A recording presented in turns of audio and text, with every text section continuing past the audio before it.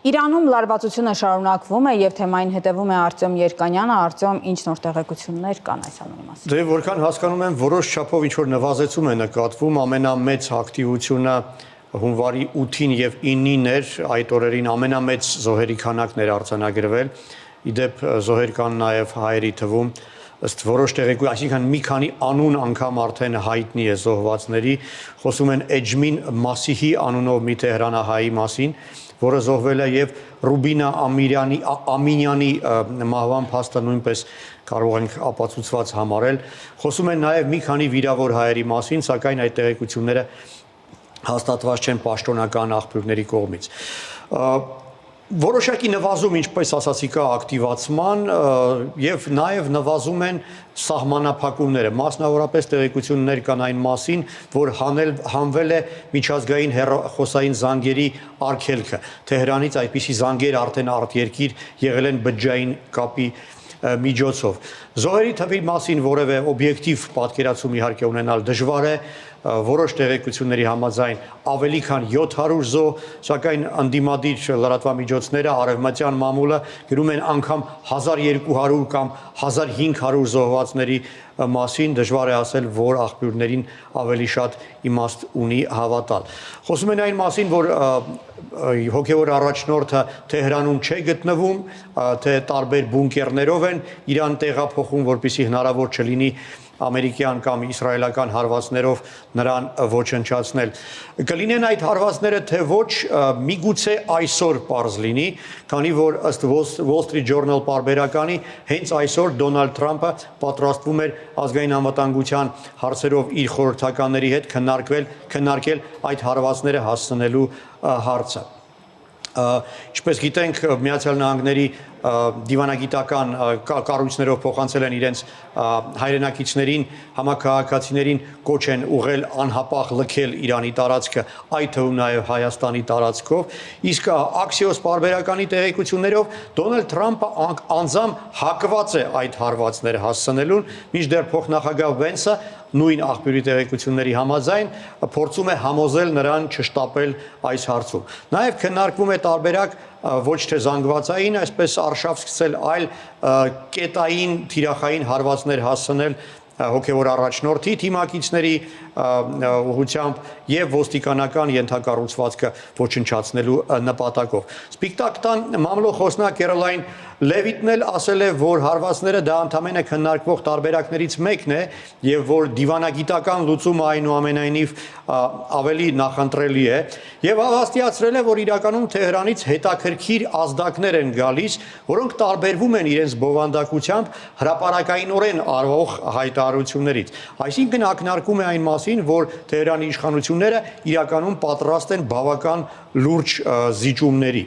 Նաև հայտնի է, որ դիվանագիտական խողովակներով կապ է եղել բավական բարձր մակարդակով, մասնավորապես, որ արտգործնախարար Աբբաս Արաղչին հեռախոսազրույց է ունեցել կամ ինչ որ զրույց է ունեցել միգուցե նամակագրական կապի միջոցով Դոնալդ Թրամփի ներկայացուցիչ Սթիվ Ուիթկոֆի հետ եւ որոշ տեղեկությունների համաձայն նրանք քննարկում են հանդիպում անցկացնելու հնարավորությունը։ Արտյոմ, ով է առաջնորդում ընդդիմությանը։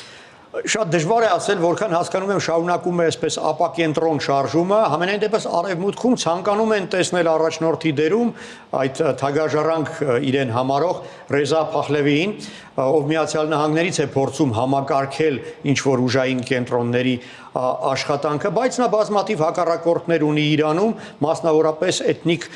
փոքրամասնությունների շրջանում, որ ինչքան հասկանում եմ քրդերի եւ ադրբեջանցիների շրջանում նա չունի ոչ մի լուրջ ազդեցություն եւ աջակցություն։ Օրերս Փախլավին հրապարակել է իր պլանը իրավիճակի կայունացման, այն կոչվում է Իրանի բարգավաճման ծրագիր։ Այդ պլանի առաջին կետի համաձայն, որը 188 օր պետք է տևի, հատուկ իրավիճակ է հայտարարվելու, հատուկ դրություն, որից հետո տնտեսական կայունության շրջանը, որից հետո միայն համազգային ընտրություններ, այսինքն 1 տարի առնվազն իր պատկերացումով Իրանում այսպես ժամանակավոր կառավարիչ պետք է լինի, հավանաբար ինքը իրեն է տեսնում այդ դերում։ Բայց ինչն է հետաքրքիր, ըստ որոշ տեղեկությունների թագաժառանգի եւս մեկ հավակնորդ է հայտնվել, խոսքը ադրբեջանական քաջարների դինաստիայի թագաժառանգ իրեն համարող Բաբեք Միրզայի մասին է, ով նույնպես Միացյալ Նահանգներում է թաքնվում։ Ադրբեջանական այդ դինաստիան Իրանում իշխել է 1795-ից մինչև 1925 թվական, վերջին շրջանում այդ Բաբեք Միրզան ակտիվացել է եւ այսպես որոշակի հավակնություններ իսկապես նկատվում են։ Եվ ամենահետաքրքիրը այն է, որ նոյեմբերի վերջին նա այցելել է Բաքու եւ Բաքվում հանդիպել է Ադրբեջանում իշխող կուսակցության որոշ առաջնորդների հետ։ Կարծում եմ դա ամենևին էլ պատահական չէ եւ կան տեղեկություններ այն մասին, որ Իրանի անջատողական ադրբեջանական կազմակերպությունները պատկերացնում են իրեն որպես թուրքական հարավային Իրանի թուրքական ադրբեջանական հանրապետության պոտենցիալ նախագահ եւ իրենց պատկերացմամբ այդ թուրքական հանրապետության մայրաքաղաքը պետք է լինի Թավրիզը։ Դժվարում եմ ասել, թե որքանով է իրատեսական այս սցենարը, բայց կարծում եմ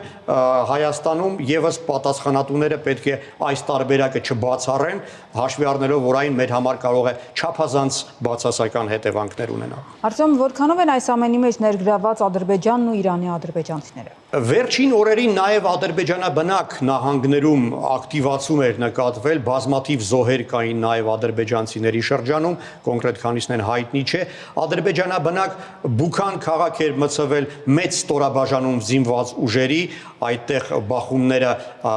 ցուցարարների եւ Իսլամական հեղափոխության պահապանների կորպուսի զինվորականների միջև են եղել,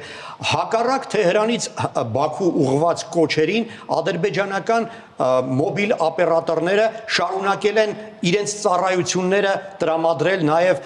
Իրանի հյուսիսային նահանգներում, ուր հասնում են ադրբեջանական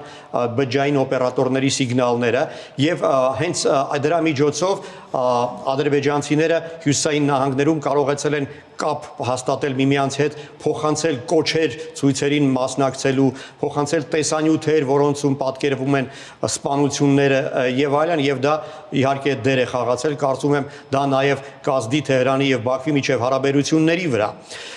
Եվ մի հետաքրքիր հանգամանք Ադրբեջանի իշխանությունները արդեն գրեթե չեն թաքցնում, այսինքն ձևականությունների հետևից չեն ընկնում եւ բացահայտ համագործակցում են Իսրայելի հետ, կարող ենք միայն պատկերացնել, որ խոսքը Իրանի վրա հարձակման համար պլացդարմ ապահովելու մասին է։ Համենայն դեպս հաստատվում են տեղեկություններն այն մասին, որ օրերս Բաքու կժամանի Իսրայելի արտգործնախարար Գեդեոն Սարը, որի բանակցությունների առարկան կարծում եմ բոլորիս համար հասկանալի է։ Շնորհակալություն, Արտем։